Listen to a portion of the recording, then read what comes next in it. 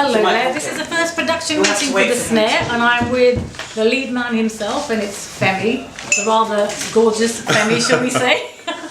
Oh, you're so kind. So Femi, come on, tell me a little bit about what you've been up to recently. You've been waiting for this, so you've already shot parts of it?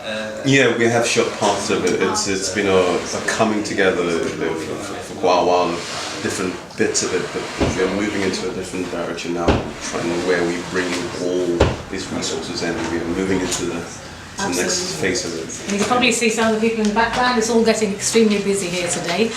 Tell us a little bit about your background. How did you get into acting? Was it something you've always wanted to do?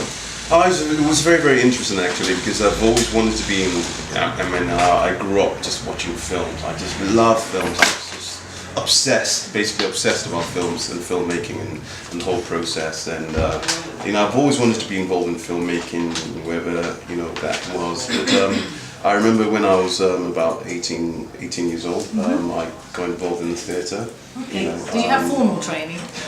Yes, I did have formal training. But I was involved in regional theatre initially, and it was not until after that I did my first film that I just thought, okay, I think it might be a good idea for me to actually have formal training. Because there's more to this than meets the eye, I know some people fall into it, but others, it takes a very long time. So, are you an overnight sensation or?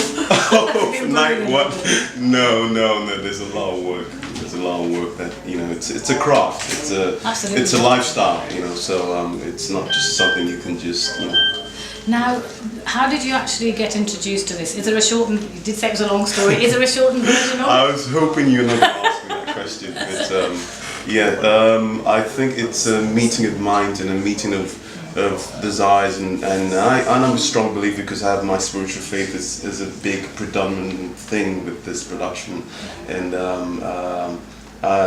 my faith is quite a big strong when it comes to this. But so that has an instrumental in coming together about meeting David, meeting Rosemary, and the subject of the script in which we're working on. I can't say too much about it. I think we'll get shot by the Rosemary's in the background. We can't give anything away, can we, Rosemary?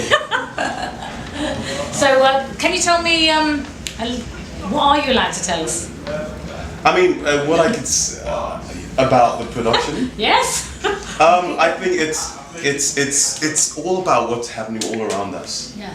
And it's been quite scary for me, because working on the project this long, when you start seeing, it's almost very prophetic, the script and the production, and how it's sometimes quite scary, because you start seeing things happening in the world, and you see how that's coming about, and you think to myself, oh my days, what am I getting myself into here, so but it's all I can say, it's very prophetic, and it's in keeping with the times and everything that's going on, and it's very relevant.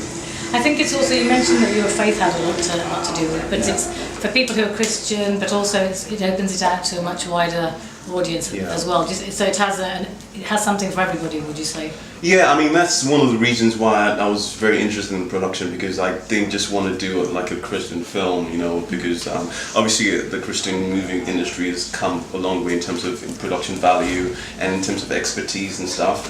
But I'm a strong believer in inclusiveness and reaching a wider audience, because it's not all about telling a story. It can't really be. It's not for a small number of people. The message needs to go out worldwide. I think. It's all I can say. It's very exciting. it's thrilling, and it's good. And that's all we're allowed to say for now.